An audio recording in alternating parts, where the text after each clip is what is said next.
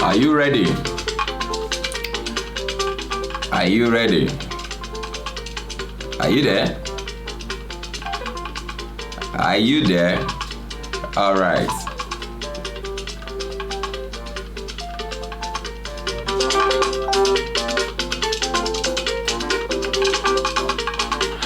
Okay. Let's go there. Thank you very much for joining us. This is Serious Matters on ONIF TV. My name is Olukunle Abraham, and of course, I always come up with news that are making the round. Of course, when you go to our website, you find all the news there. But then, when it comes to serious matters, we talk about only matters that are serious. But then, you remember that we had introduced some music to it so that it will not be too. We won't be, we're not going to be too hard on ourselves. Okay, thank you very much for joining us once again. This is Serious Matters on ONIF TV.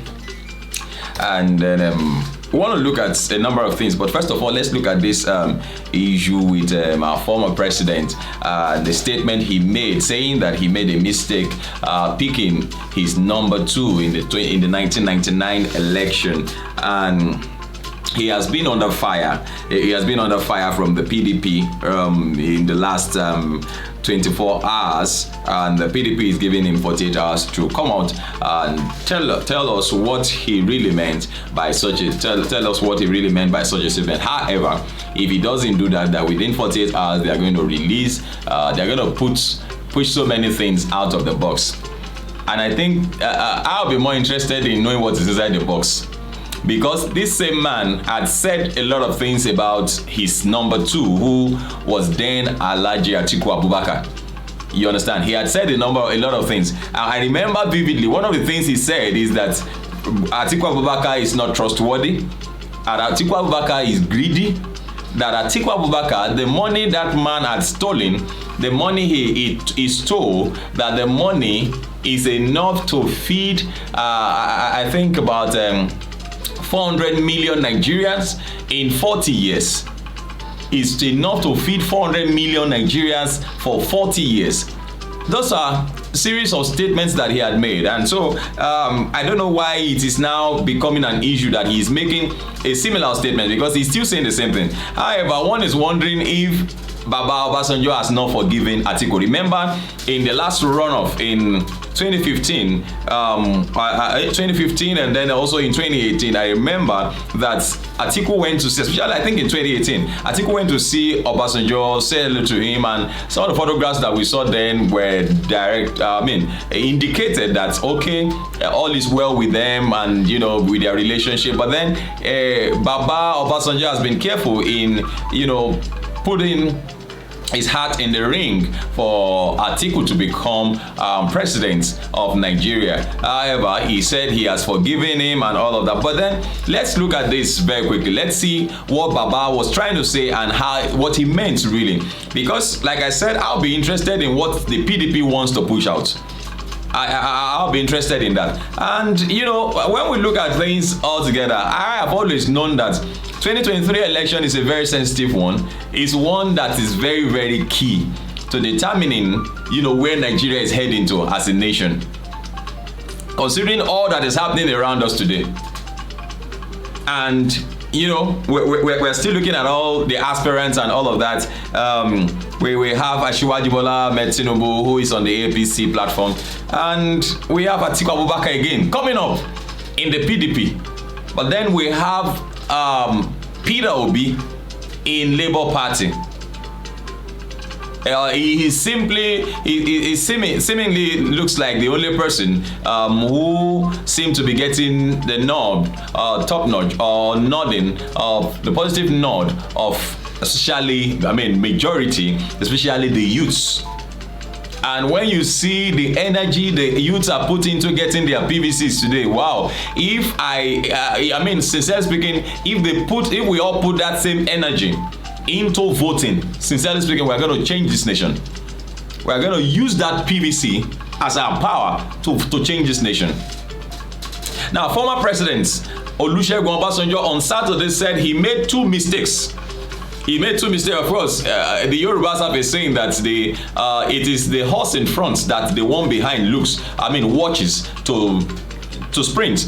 You understand? So if the one in front gallops into a pit, then the one behind slows down so that he doesn't fall into the same pit with the person. And so let's look at what Baba Obasanjo, former president Olusegun Obasanjo, was trying to say. He said he made 2 mistakes, which included the choice of his number 2 head of the 1999 presidential election. Obasanjo said the second mistake was his refusal to accept an asylum when he was told that the late head of state, Sani Abacha, wanted to arrest him.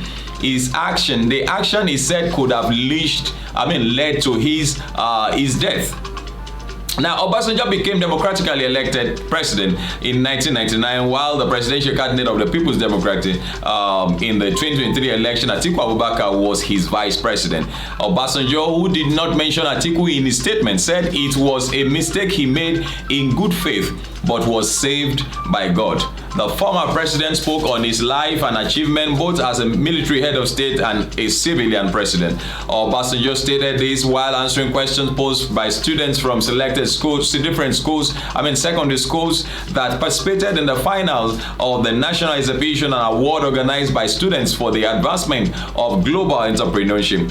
The event held at the Olusegun Obasanjo Presidential Library in Abeokuta, Ogun State, featured presentation and exhibitions of some products made by students of the participating schools. Now, the former president, while interacting with a student during a question and answer session, said he had made mistakes in life, which he could describe as genuine mistake in his life, but God made him to overcome. God made him to overcome. He said, one of the mistakes I made was picking my number 2 when I wanted to become the president. But because it was a genuine mistake, like he meant good. That's what he meant. He meant good when he was taking that decision. However, God saved him. God saved him. He said the second one was when Abacha wanted to arrest me. When he wanted to arrest me, I was told by the American ambassador that they would arrest me, and that America had asked that I should be given an asylum. I said no, it could have been a mistake because I could have lost my life. But God saved him. He said, I will say there are many things that could have been a mistake, but God saved me from them all. So while speaking on opportunities for the youth to take over the mountain, anyway, let's leave that alone. The focus now is the mistake of making the wrong choice. Are you saying, are we to now conclude that Atiku is not even a candidate, is not supposed to be a candidate for the presidency? Because if we Nigerians take our decision as against these lights that are being thrown on our path by these elders, yes, he has been president, he has nothing to lose again. Baba Obasanjo is not going to become president again, and so I see no reason why he will want to do anything that will jeopardize, the stability of our nation. Considering the fact that we are on the precipice, a lot of things are happening. A lot of killings here and there. Dastard acts that are being committed in different parts of the country. It's sad. It's sad. I saw in the news of a bus conductor being lynched by headsmen in Lagos, Badagry. This is sad. So it's not an issue of it's just happening in the north. They are bringing it this way, and nobody is saying anything about it. Nobody is doing anything about it. Nobody is doing anything about it. I thought ranches were talked about. Okay, we'll talk about that in another section because I have another video for that anyway. But then let's look at Baba Obasanjo.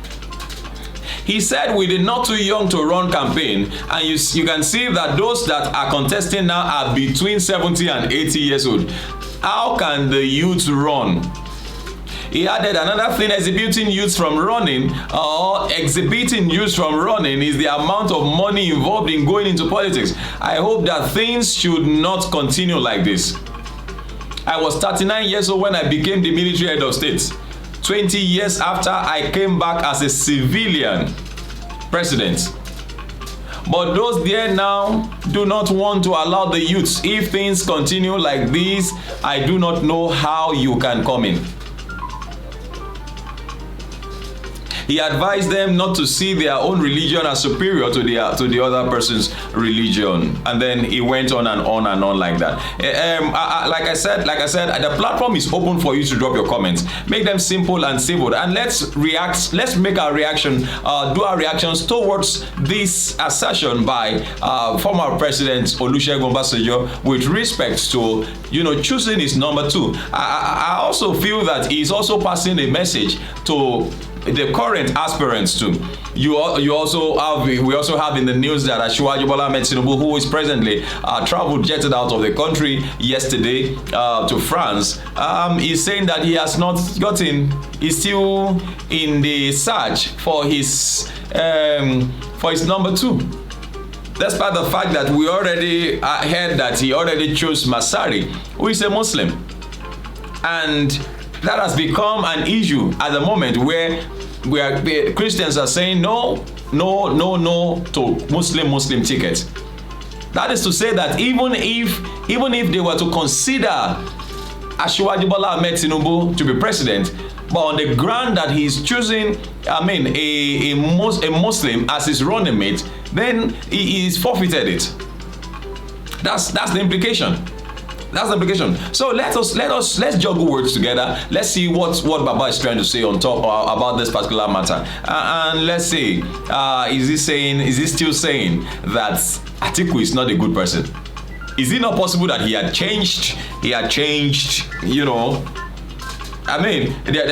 insinuations that Atiku does not even live in Nigeria. He lives in Dubai. It is only when election comes that he shows up in Nigeria. And that's not a very good omen. That's not a good one. He doesn't live in Nigeria. They spend most of their time outside the country. They spend most of their time in their luxury houses outside the country. And so when it is election time, they show up in the country. And so those of us who live in Nigeria can decide to just be there and nothing is happening for you. And so I feel that as I round up on this particular show, it's important that we make our choices very well. We make our choices very, very well. Make our choices very well. Be very careful. We must be very careful in choosing who to lead us in the new year. And I think we should do away with old people in leadership. And when we talk about young people, even if we have somebody who is 50, who is 50 something, who is 60, it's still not bad. Not 70, 80. I don't think it's good. There is this saying in Yoruba, in the Yoruba land, that whoever goes to a young man that goes to marry an elderly woman, an old woman, is actually going to buy the woman's coffin. In fact, that is what you are actually signing in for. Because the woman is actually old, and all things being equal, there are insinuations that she's going to pass on before you. So you are just going to buy the person's coffin. And so I don't think Nigeria should be pushed into such a tight corner where all we will be doing is just taking care of. I think, yes, it is good to take care of elders, but not as leaders. Not as leaders.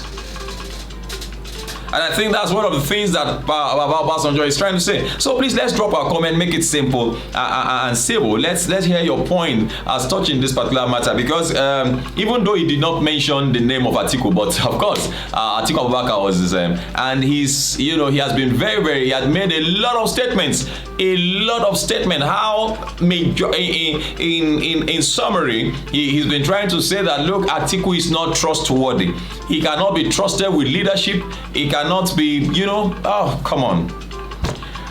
Well, let's look, as you drop a comment, let's also wait and look out for what the PDP has to say, because I'm sure the man might not see anything. And so if he doesn't say anything, let's see what the PDP also has to push out. What are they hiding?